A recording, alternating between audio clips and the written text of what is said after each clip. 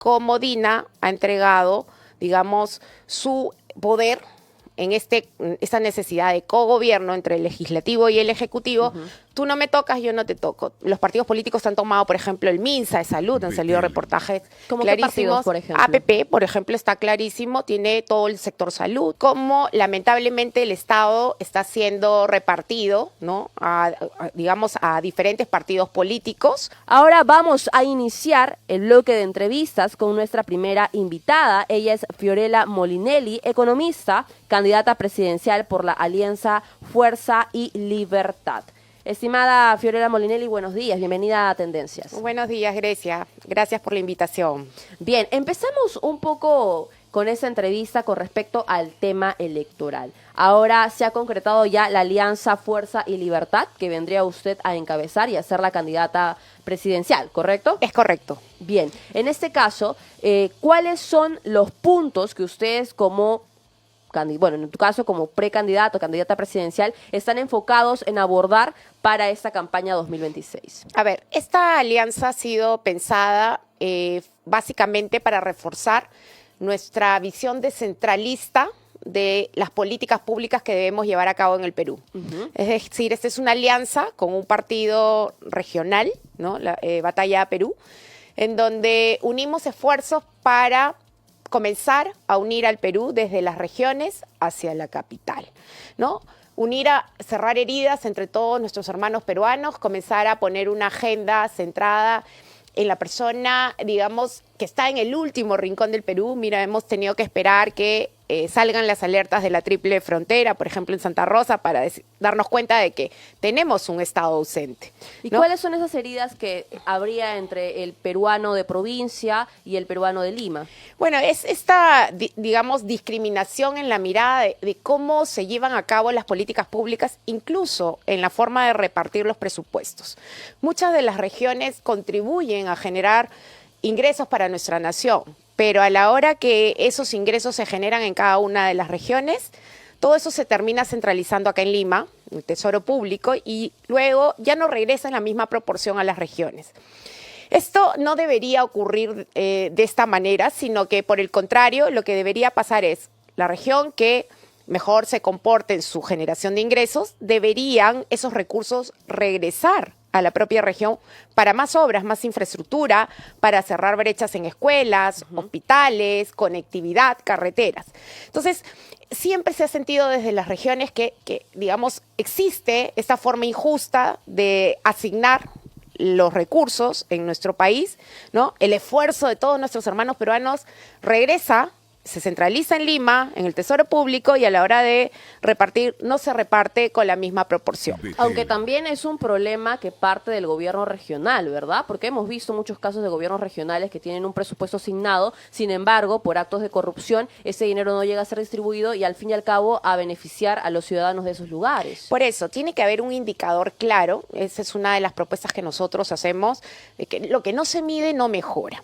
O sea, lo que tiene que hacerse desde, digamos, un gobierno ordenado, meritocrático, planificado, es primero tener indicadores claros de cómo las políticas que tú llevas a cabo impactan en la vida del ciudadano. O sea, por ejemplo, cuando uno piensa, voy a construir un hospital, pero ese hospital se construye muy bonito, tiene resonador, tiene equipamiento, se ve lindo por fuera, pero no tiene medicamentos, no tiene especialistas médicos, no tiene enfermeras, entonces no sirve al objetivo que, digamos, fue el eje central del desarrollo de este proyecto. O sea, el proyecto no es para construir un hospital, es para atender al ciudadano.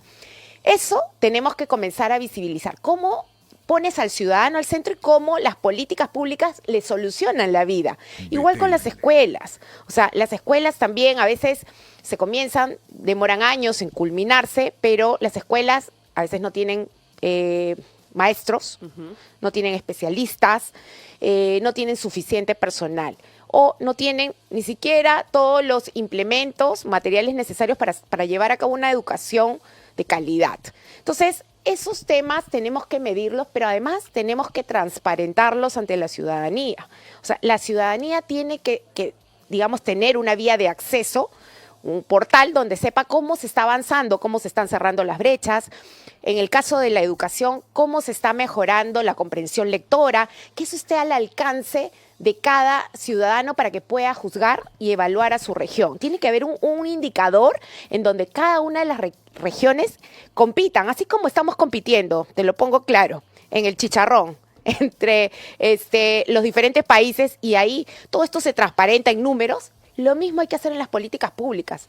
Hay que unir a la ciudadanía en indicadores esenciales en cada región para que todos aprendan, primero a transparentar y a visibilizar los resultados. Usted hablaba acerca de un gobierno ordenado y meritocrático. ¿Cree que actualmente tenemos ese tipo de gobierno a la cabeza de Dina Boluarte? No, porque además todos los domingos los vemos en sendos reportajes cómo lamentablemente el Estado está siendo repartido, ¿no?, digamos, a diferentes partidos políticos, en un ambiente de clientelismo puro. Los partidos políticos han tomado, por ejemplo, el MINSA de salud, han salido reportajes ¿Cómo qué partidos, clarísimos. por ejemplo? APP, por ejemplo, está clarísimo, tiene todo el sector salud. También han habido quejas en el Ministerio de Agricultura, los fujimoristas, y así podemos seguir haciendo una enumeración de cómo Dina ha entregado, digamos, su poder en esta necesidad de cogobierno entre el legislativo y el ejecutivo. Tú no me tocas, yo no te toco. Tú me pides algo, yo te lo doy, y así vivimos en paz y nadie se toca.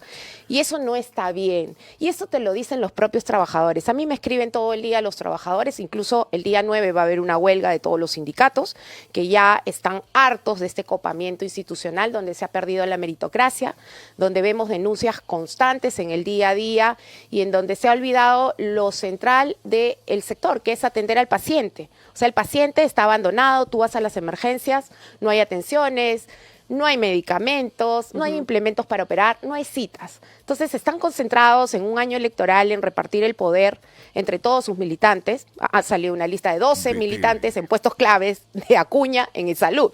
Esto es objetivo, esto no es una simple enunciación o denuncia. Esto ha sido además evidenciado por un canal de televisión clarísimo, y en donde no hay meritocracia. Todo se llega con carnet partidario, y entonces nos estamos olvidando del paciente. Cabe mencionar que usted también ha sido presidenta ejecutiva de Salud y exministra de Desarrollo e Inclusión Social del Perú durante el gobierno de Pedro Pablo Kuczynski. Ahora, es importante para mí que se dé la crítica al actual gobierno, pero también me parece importante la autocrítica. Usted ha sido exministra, viceministra también durante el periodo del señor Pedro Pablo Kuczynski. Parte del gabinete también del señor Martín Vizcarra, quien era en ese entonces también ocupaba un cargo de poder. ¿Cuál es la autocrítica o la mea culpa que ustedes podrían hacer durante ese periodo de gobierno, que tampoco fue perfecto? Sí, a ver, una precisión que siempre es importante en honor a la verdad. Yo soy funcionaria pública de carrera hace 25 años. Comencé a los 22 años de edad con Fujimori y no dejé de trabajar en distintos estamentos del Estado durante 25 años de mi carrera. He sido reguladora 8 años en OCIPTEL, 8 años en OCINERMIN, en el regulador de energía y minería. He sido la primera Autoridad Nacional de Protección al Consumidor, saqué el libro de reclamaciones que todos conocemos. He trabajado un año en Economía y Finanzas, destrabando inversiones para que la economía crezca. He sido viceministra de Transportes, he sido viceministra de Saneamiento, ministra de Desarrollo e Inclusión Social y presidenta de Salud. Ahí están mis 25 años. He trabajado desde Fujimori hasta la fecha. Entonces yo no sirvo a un presidente de la República, yo sirvo a mi país. Y ahí básicamente, por ejemplo, cuando yo leo las redes sociales hay una confusión respecto a las competencias que cada funcionario tiene en su sector. Por ejemplo, muchos creen que porque has sido presidenta de salud, eres la ministra de salud. No eres la ministra. No es lo mismo, claro. Y entonces es importante aclararlo. ¿Por qué? Porque la rectoría la tiene el Ejecutivo. Entonces, cuando hay que cambiar cosas dentro del sistema de salud, no lo hace una presidenta de salud, lo hace el ministro de Salud, y eso además respaldado por su presidente. Digamos, a mí me hubiera gustado poder avanzar más en la reforma de salud, pero para eso se necesitaba estar en esa cartera y respaldada por un presidente o una presidenta que tuviera claridad sobre cómo se manejan los sectores. Eso es un punto importante, creo que se pudo haber hecho mucho más. Sin embargo, en salud logramos muchas cosas que hoy la gente no conoce. Por ejemplo, salud es la única entidad que tiene historia clínica electrónica en sus 450 hospitales. Ni el MINSA ni los gobiernos regionales lo tienen. Salud es el único que tiene el centro de telemedicina más grande en el Perú. Lo hicimos durante mi gestión. No hay otro sector en el Estado que lo tenga. ¿Qué más hicimos? Durante la pandemia nos fajamos y estuvimos al lado de la gente. Pusimos la Villa Panamericana, que todo el mundo recuerda, que salvó más de 120.000 vidas.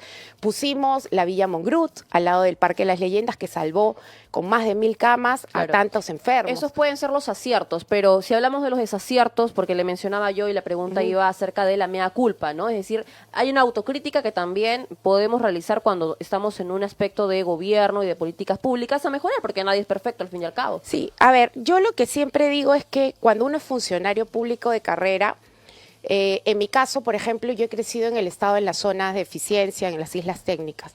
Cuando decidí dar el paso hacia la política, con lo que me encontré fue con un fujimorismo que era opresivo, que nos chancó, digamos, a todos los que fuimos parte de ese gobierno.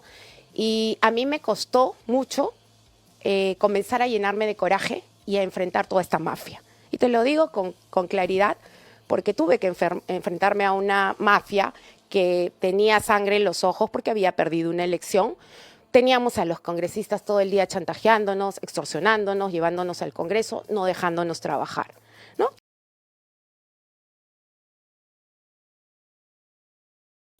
Y hoy el arbitraje internacional que ha dicho que la adenda estuvo bien hecha. Y entonces yo puedo decir con claridad, hoy el Cusco no tiene su aeropuerto gracias a los fujimoristas que no pararon por la sangre en los ojos, el enfrentamiento político, en bajarse un aeropuerto tan importante.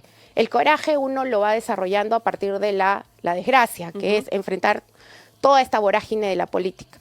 Creo que en ese momento entraba yo a una etapa distinta en mi vida de actuación pública, pero aprendí a hacerme más fuerte. Y hoy, en el punto donde estoy, tengo que decir claramente que mi crecimiento profesional también se debió a enfrentarme en ese momento frente a toda esta opresión, aprender a crecer y hacerme más fuerte frente a todas estas mafias y esta persecución que hoy en día pues ya la vemos con mayor claridad y podemos decir, ok, que no se vuelva a repetir esa historia y que no hay que tenerle miedo a un fujimorismo pues que toma el Congreso, hay que enfrentarlo desde un principio y sacar la verdad porque solamente así uno puede cambiar la historia y fortalecer tu democracia. Usted mencionaba de que ha sido fortalecida, ¿no? A través de estos diferentes años y las diferentes situaciones a lo mejor complicadas que usted ha podido surtir. ¿Son las mismas palabras o algo muy similar a lo que ha dicho el señor Martín Vizcarra después de salir de la cárcel? Él ha dicho que ha salido fortalecido y que ahora conoce la situación del INPE de cerca y que eso le va a ayudar, lógicamente, y contribuye a su discurso presidencial. ¿Qué reparo le trae usted lo que está sucediendo con el señor Martín Vizcarra? Bueno, en el caso del señor Vizcarra, yo también coincido en que se le ha victimizado enviándolo a una prisión preventiva que no era necesaria, ni para él, y ahí sí yo tengo que ser justa, ni para ningún ciudadano. Se llame Fujimori, se llame Vizcarra, se llame Kuczynski o se llame como se llame. Las prisiones preventivas, lamentablemente, han sido dadas frente a digamos, a situaciones específicas donde tú dices, como se escapó Nadine o pidió refugio Nadine, entonces se lo damos, mejor nos curamos en salud y metemos a la cárcel a todos. Eso no está bien en un país en donde tú quieres, digamos, fortalecer tu sistema de justicia. ¿Por qué? Porque ante estas situaciones tú terminas dando una imagen de que la justicia está politizada en el Perú. Eso no debe suceder, o sea, tú no puedes generalizar y decir, porque este hizo mal, entonces todos tienen que pagar el pato de estas situaciones. Eso también le genera o le resta credibilidad a los jueces, porque lo que tú dices es, claro, el de la primera instancia se lava las manos y dice, bueno, yo me curo en salud, como es un caso político, mejor lo mando a la cárcel y quedo bien. Y la segunda instancia enmienda.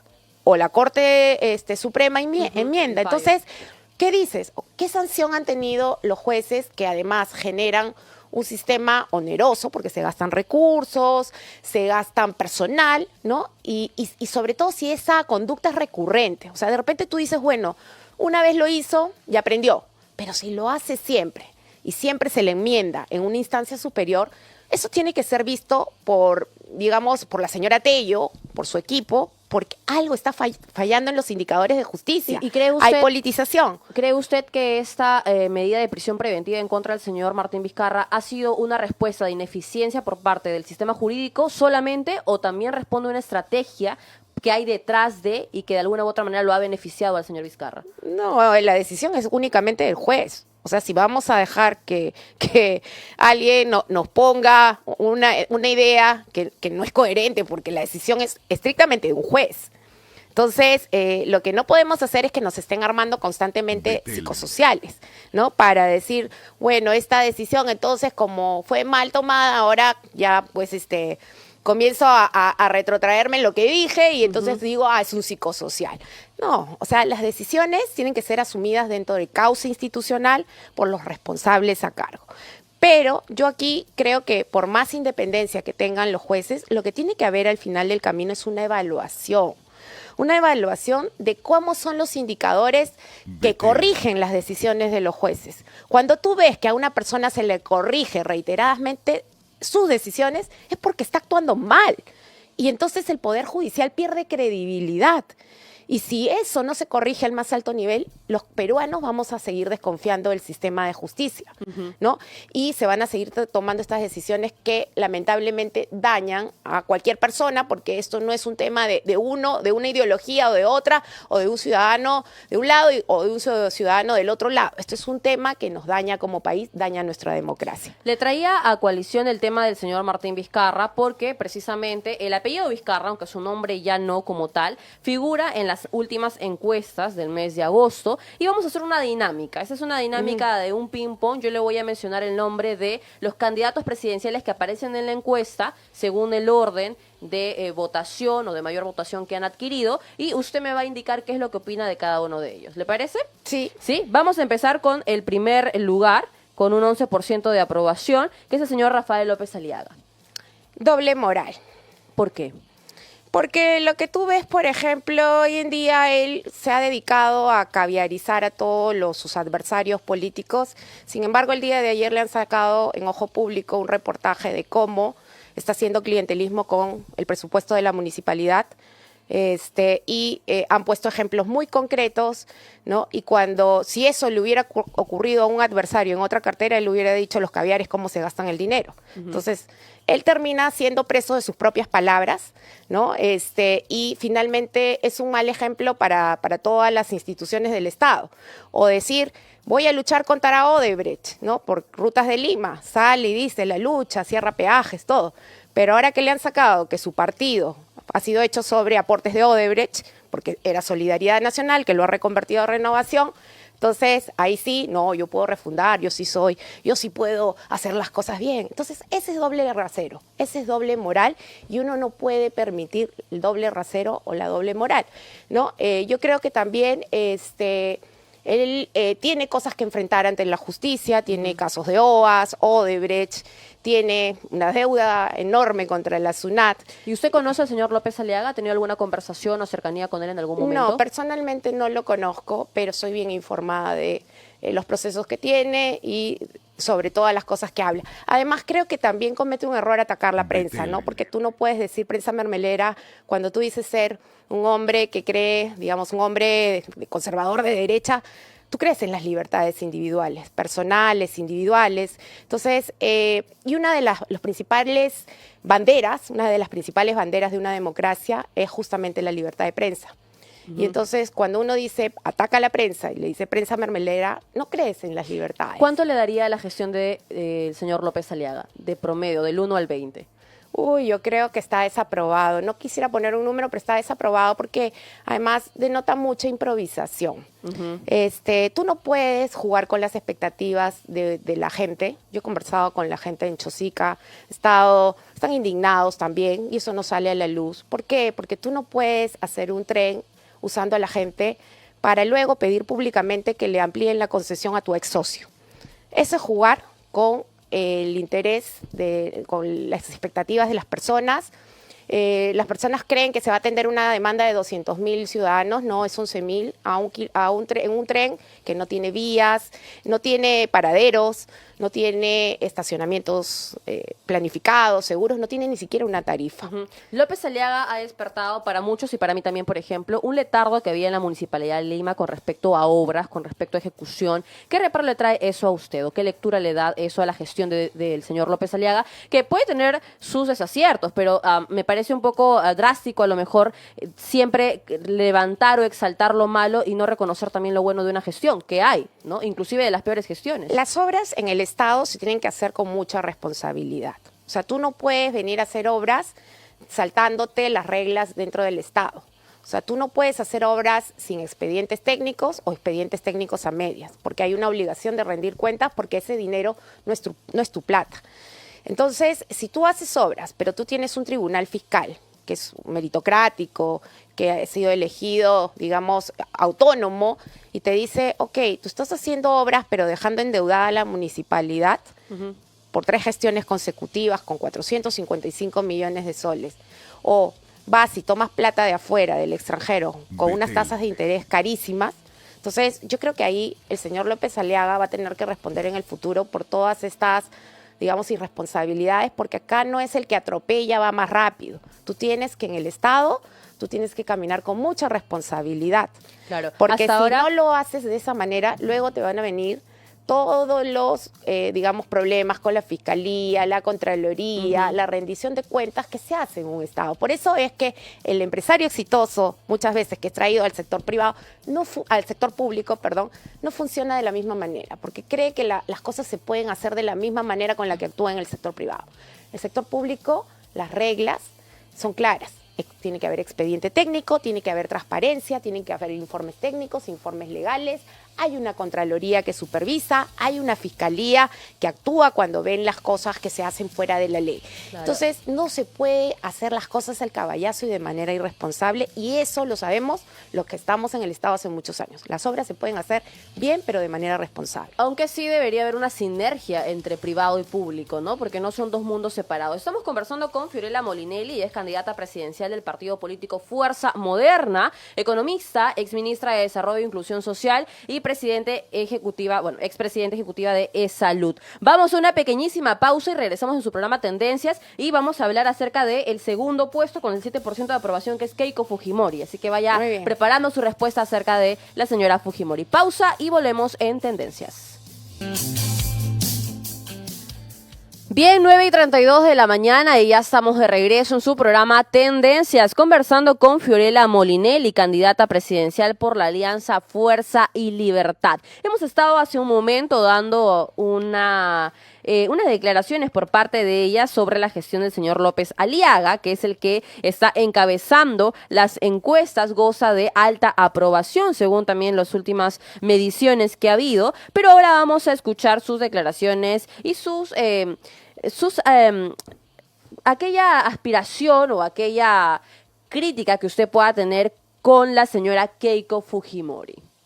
Sí, a ver, en el caso de Keiko Fujimori, además de carecer de valores democráticos, porque no ha sido capaz en las últimas elecciones de reconocer los resultados electorales, y eso creo que es parte de su ADN, viene prácticamente de la herencia de su padre, que finalmente fue un dictador. También creo que hoy en día ha demostrado en su rol con su bancada en el Congreso que es aliada estratégica de Perú Libre, ¿no? Criticó el comunismo, pero hoy es aliada estratégica y es su principal socio en la mesa donde han compartido sin ningún problema con Vladimir Cerrón todas las sucesivas mesas directivas que han habido. Y además han hecho uso irresponsable del presupuesto público. Hoy en día, si ustedes ven la carátula de gestión, el Consejo Privado de Competitividad ha dicho que ninguna ley que ha aprobado este Congreso ha pasado el análisis de impacto regulatorio, que es lo correcto. O sea, en un país donde tú quieres hacer las cosas bien y de manera meritocrática, trabajando la modernización del Estado, la profesionalización dentro del sector público, lo que se tiene que hacer es, cada ley tiene que pasar por su análisis de impacto regulatorio, un análisis costo-beneficio. Tú nunca has visto, por lo menos yo, 25 años que tengo en el Estado, nunca he visto un Congreso que tenga iniciativa de gasto de esta manera tan desfachatada. Han ido en contra de lo que dice la propia Constitución. El Congreso no tiene iniciativa de gasto y todas las leyes que aprueban son leyes que generan un impacto en la caja fiscal. Claro. Bueno, pero ¿en qué repara eso en la culpa de la señora Keiko Fujimori, que también consideremos y tengamos en cuenta que nunca ha sido gobierno? Por lo menos ella per se como tal no. El apellido queda, pero ella como tal no ha sido esa es la gobierno. historia que nos han querido vender. Ella ha sido congresista de la República. Pero y no como ha sido tal, jefa del Ejecutivo. pero dentro, cuando uno está en el Estado, trabaja en el Estado, puedes trabajar en Ejecutivo, Legislativo, Judicial. El Estado es el Estado. ¿No? Ella dice, yo nunca he trabajado en... Oye, ¿cómo que no? Tú has estado en el Congreso y diriges una bancada, te dices la líder de una bancada. Una bancada que decide cosas importantes para el país. Entonces no nos podemos dejar engañar los peruanos de, oye, yo todavía no trabajo. No, si has trabajado y diriges una bancada. Una bancada que si tú ves las se le puede votaciones... medir por las acciones, pero tampoco, a ver, responsabilizarla por todos los males que hay en el país también me parece, no solamente a ella, sino el apellido como tal, me parece una medida exagerada, ¿no? Por parte de diferentes sectores. Bueno, creo que ella misma reconoce que es una de las bancadas con mayor número de congresistas. O sea, el impacto de las decisiones que se toman, si ella diera una votación distinta, yo te diría, bueno, no la hacemos responsable, pero cuando tú ves las votaciones que van en contra de la lógica de un Estado responsable, entonces sí es responsable, porque ella dirige su bancada. Ella misma dice que ha generado disciplina, entonces la disciplina tú la tienes que ver en todos los sentidos. Bien. No haciendo, pues, si tú diriges, si eres líder, bueno, si una norma está mal dada, dices, está mal dada. ¿No? Y das, digamos, la indicación a tu bancada que no se vote de una manera pues que afecta los intereses de la nación. Bien, vamos avanzando con los candidatos porque si no, no nos va a alcanzar el tiempo. El efecto wow y el efecto sorpresa que todavía sigue generando Carlos Álvarez y que lo hace mantenerse en el tercer puesto de las encuestas con un 5% de aprobación. ¿Qué lectura tienes sobre él? Es un comediante que tiene ya una posición ya ganada en el Perú por ser un buen comediante. Pero como presidente de la República. Yo no veo al señor Carlos Álvarez con una experiencia en gestión pública, pero además creo que es parte de lo mismo porque no reconoce su pasado. Cuando una persona, bueno, así lo acaban de hacer reconocer prácticamente que fue una persona que apoyó al fujimorismo y apoyó a Alberto Fujimori durante toda la dictadura. Además tuvo una sentencia por una delación de Matilde Pinchi Pinchi de haber recibido pagos ilegales durante la época del fujimorismo. Está en el Perú 21, está en la noticia. Son cosas que de repente el candidato quiere borrar con una mano, pero la historia deja grabada esas verdades. Bien. Entonces, decir que no eres más de lo mismo es mentir a todos tus electores. Ok, vamos ya a 3 descalificados. López Aliaga, Keiko Fujimori y el señor Carlos Álvarez, por parte de usted, de la aquella lectura que usted les puede dar a esos 3 candidatos, pero vamos ahora con el cuarto puesto, con un 3% de aprobación, que ha sorprendido, que es el señor Mario Vizcarra. Pero el señor Mario Vizcarra vamos a dejarlo a un costado y vamos a pedirle si también tiene usted una óptica descalificativa o descalificadora para el señor Martín Vizcarra. A ver, yo lo he dicho públicamente, creo que es una persona que lamentablemente también ha contribuido a polarizar a nuestro país en este discurso de que se vayan todos, donde él terminó siendo víctima del que se vayan todos, porque también se fue, ¿no? Fue vacado. Entonces, el país necesita cambiar justamente este esquema de polarización que no nos lleva a tomar digamos, a elegir bien al final del camino, porque lo que hacemos es irnos contra, digamos, el sistema, ¿no? El antisistema es el que termina posicionándose dentro de un esquema pues donde estamos dividiendo en lugar de unir a todos los peruanos. Ok, ya hemos visto a 4 candidatos presidenciales, no vamos a poder seguir con la lista por temas de tiempo, pero la crítica que usted ha dado sobre ellos ha sido una crítica severa, una crítica que no los avala. Sin embargo, todavía no vemos una Fiorella Molinelli que figure en las encuestas. Pero, ¿qué es aquello que los electores deberían tener en cuenta sobre usted para realmente pensar que usted sí califica para un cargo presidencial? A ver, te digo varias cosas de las encuestas. Las encuestas, primero, el primer puesto nunca, si tú ves las encuestas en el pasado, ningún primer puesto ha quedado vencedor. Y menos un alcalde de Lima. Segundo, tampoco en las encuestas se está tomando en cuenta el mensaje de la población, que es el rechazo a la clase política actual, lo mismo de siempre, pero además está clarísimo, lo que sí está claro es que la gente define su voto en la cola. Y prácticamente el último mes. Yo lo que sí estoy pidiendo enérgicamente y al Jurado Nacional de Elecciones, que tiene esta responsabilidad principal, y a los medios de comunicación, es que se adelanten los debates. Los debates hay que adelantarlos, porque solamente así vas a conocer las propuestas, la gente se corre, no va a los debates. Por ejemplo, ahora hay un debate, Ojo Público está organizando, muy pocos hemos aceptado. Bien. ¿No? Porque ahí solamente tú conoces quién sabe y quién no sabe, quién ha hecho y quién no ha hecho. Y además yo estoy pidiendo que sea con antidoping incluido, porque si a los deportistas se los pides, con mayor razón, a los gobernantes de tu país. Me parece interesante ello. Tiene que ser con responsabilidad, con claridad y estoy segura que los debates desarman a muchos candidatos. Ajá. Entiendo entonces que si organizamos un debate aquí en Betel Radio, Betel Noticias, también usted va a aceptar. Por supuesto, ya el día, es más, no quiero hacer propaganda, pero estamos participando en el primer debate que está organizando Ojo Público.